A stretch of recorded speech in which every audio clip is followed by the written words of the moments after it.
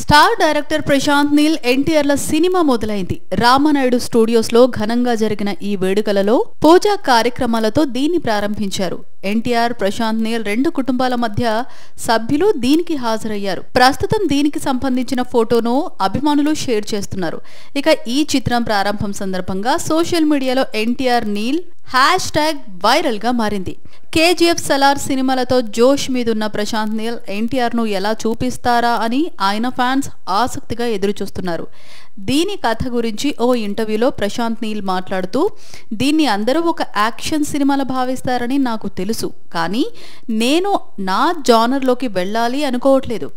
నిజానికి భిన్నమైన భావోద్వేగాలతో కూడిన వైవిధ్యభరిత చిత్రంగా ఉంటుంది.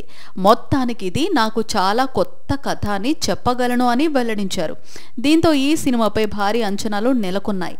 ఇటీవల ఈ సినిమా టైటిల్ కూడా సోషల్ మీడియాలో చక్కర్లు కొట్టిన సంగతి తెలిసిందే.